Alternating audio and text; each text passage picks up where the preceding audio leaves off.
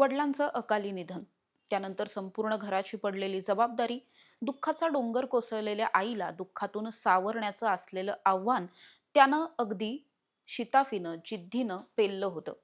हे सगळं झाल्याच्या नंतर आईला दुःखातून बाहेर काढण्यासाठी कॉमेडी रील्स बनवायला सुरुवात केली.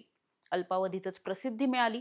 कोरोना काळात तर ही आई आणि मुलाची जोडी सोशल मीडियावर धुडगूस घालताना पाहायला मिळत होती. चाहत्यांना खळखळून हसवत होती. मात्र या सगळ्याच्या नंतर आज सकाळपासून त्यानंच त्याच्या चाहत्यांना रडायला भाग पाडलं.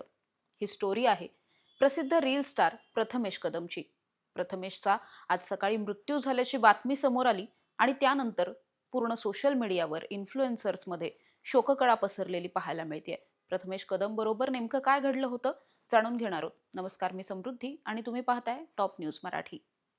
प्रथमेश कदम याच्या वडिलांचं कोरोनाच्या दरम्यान निधन झालेलं होतं. त्यानंतर त्याच्या आईवर दुःखाचा डोंगर कोसळला होता. आईला या दुःखातून काहीही करून बाहेर काढायचं, आपलं जे काही विखुरलेलं घर आहे हे घर पुन्हा नव्यानं उभं करायचं, घराची संपूर्ण जबाबदारी आपण आपल्या खांद्यावर घ्यायची आणि ती पेलवूनही दाखवायची, अशी सगळीच जिद्द त्याच्या मनात होती. दरम्यानच्या काळामध्ये कोरोनामध्ये सगळेच घरी असल्यामुळे, संपूर्ण जग बंद पडल्यामुळे अनेकांनी सोशल मीडियाचा वापर वाढवला.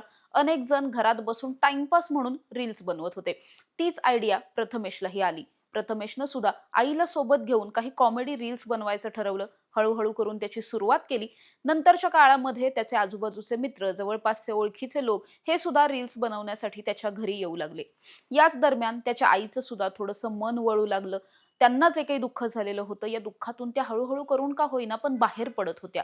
रील्सला येत असलेले व्ह्यूज पाहून त्यांना सुद्धा बरं वाटत होतं आणि सोशल मीडियाच्या या नव्या जगामध्ये त्याची आई सुद्धा त्याच्या इतकीच रमताना पाहायला मिळत होती. आणि अर्थातच आई या सगळ्यामुळे रमत होती. त्यामुळे सोशल मीडियाला केवळ टाइमपास म्हणून न बघता किंवा फावल्या वेळात करायचा एखादा छंद म्हणून न बघता फुल टाइम करिअर म्हणून बघायचं प्रथमेशने ठरवलं. या सगळ्या व्यतिरिक्त तो फिटनेस असेल किंवा मग इतर काही इन्फ्लुएन्सिंग असतील किंवा त्याचबरोबर डान्सर, कोरिओग्राफर म्हणून सुद्धा तो नावारूपाला आलेला होता. हे सुद्धा त्याचं सगळं साइड बाय साइड चालूच होतं.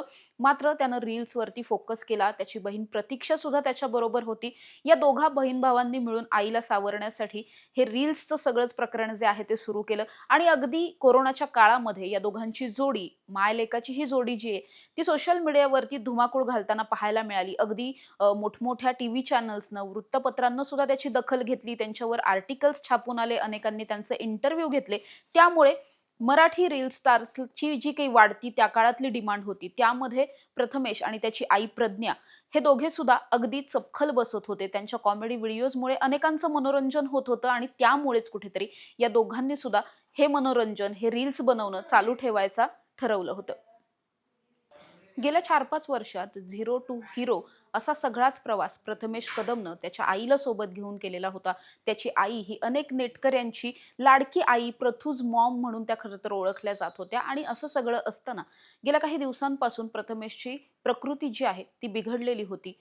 त्याला काही दिवसांपूर्वी रुग्णालयामध्ये दाखल सुद्धा केलेलं होतं. या रुग्णालयातून सुद्धा त्याने त्याचं जे काही चाहत्यांसाठीचं मनोरंजन होतं ते थांबवलं नाही. त्याने चाहत्यांचं मनोरंजन तिथूनही केलं. रुग्णालयातून सुद्धा त्याने 2-3 रील्स शूट केलेले होते. ते पुन्हा त्याने त्याच्या अकाउंटला पोस्टही केले.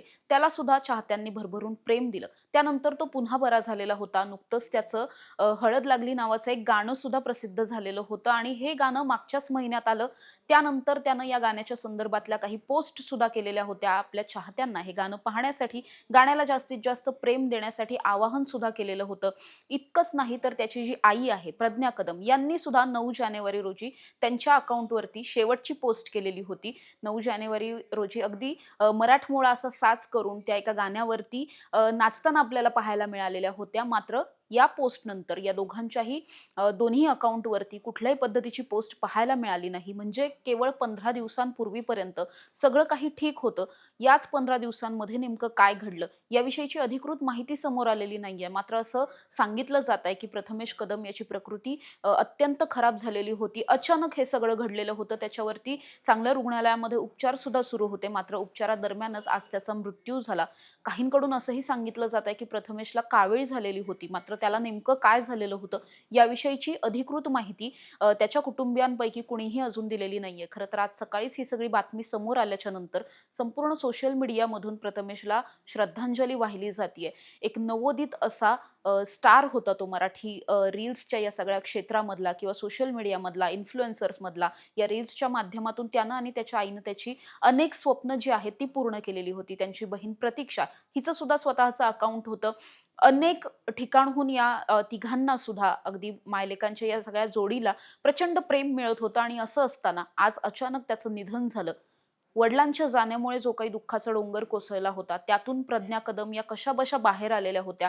कारण दोन्ही मुलं त्यांच्या सोबत होती. खांद्याला खांदा देऊन आईला दुःखातून बाहेर काढण्यासाठी ती होती. आज मात्र स्वतः प्रथमेशच आपल्यातून निघून गेला. त्यामुळे आता आई आणि मुलगी अर्थात प्रज्ञा आणि प्रतीक्षा या दोघी सुद्धा अनाथ झाल्यात असं म्हणावं लागेल. प्रथमेशच्या या जाण्यामुळे जी काही पोकळी निर्माण झालेली आहे, ही पोकळी भरून काढणं कुणालाच शक्य नाहीये. मात्र प्रथमेश बरोबर नेमकं काय घडलं याविषयीची माहिती सुद्धा लवकरच समोर येताना पाहायला मिळेल. आणि या सगळ्या त्याच्या जाण्यामुळे खरं तर सोशल मीडिया स्टार्स असतील किंवा अनेक फिल्म स्टार्स असतील यांच्यामधून सुद्धा शोककळा जी आहे ती व्यक्त केली जाते. अशा ताज्या आणि महत्त्वाच्या बातम्यांसाठी तुम्ही पाहत राहा टॉप न्यूज मराठी. आपला महाराष्ट्र, आपली बातमी. तुमची car, electric panel, data server आगीपासून सुरक्षित आहे का? नाही? मग आजच बसवा F protect temperature activated fire suppression device. यामध्ये आहे eco friendly non toxic pressurised liquid, जे आग लागल्यास क्षणार्धात ऍक्टिव्हेट होऊन आगीवरती मिळवते नियंत्रण. बसवण्यास अतिशय सोपे आणि सुटसुटीत टेकालिपचे एक दर्जेदार उत्पादन एफ प्रोटेक्ट.